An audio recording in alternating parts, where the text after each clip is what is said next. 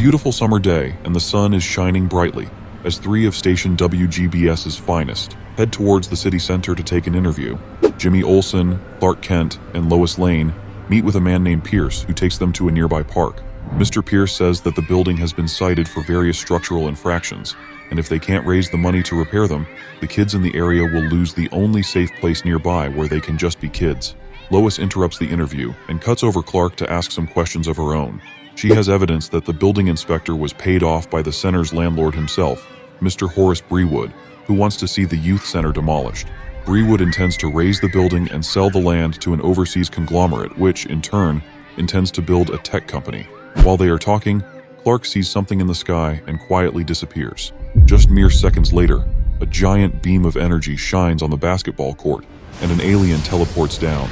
He is heavily armed, but Mr. Pierce jumps him, telling him to never point guns at his students. The alien knocks him down, but the students come together and attack him at the same time. Jimmy asks Lois what he should do, and she tells him there is nothing he can do except to keep filming. The students are beating down the alien, but a powerful electronic whistle catches them off guard, and they can't focus anymore. Out of nowhere, more aliens teleport down, and Mr. Pierce tells the students to get behind him and run when they can. However, it is a beautiful and sunny day with near-record temperatures.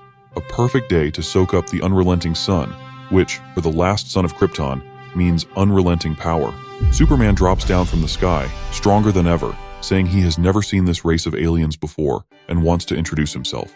He picks up the alien from the ground and says that he is Superman and this is his home.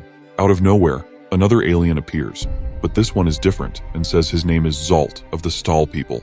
The alien Superman is holding is a Grunhar of the Garathians. These aliens didn't come alone. There is a giant fleet of spaceships surrounding the planet. Zolt says they came here specifically to meet and talk to Superman. The Garathians are a race of people who conquer other planets and then steal their resources.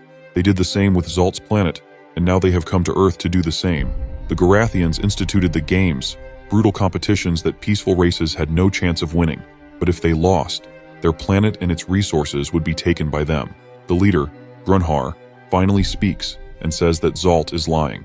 These other races agree to the terms of the games willingly, but in truth, they have no other choice.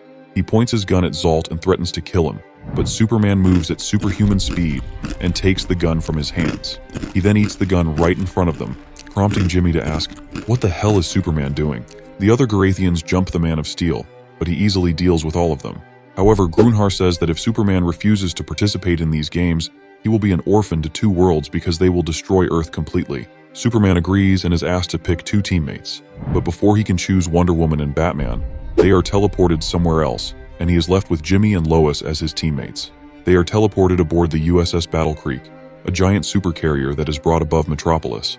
Grunhar shows Superman his opponent, Galalox the Handsome, a giant squid-type alien with many tentacles and razor-sharp teeth. Superman shoots the alien with his heat vision, but he isn't trying to hurt it. The alien, however, grabs him and uses its tentacles to try and kill him. Meanwhile, the Justice League tries to break the impenetrable wall that is covering the city, but it is indestructible. The giant beast is immune to heat vision and wants to swallow Superman alive, but he decides to change strategy and use his ice breath instead.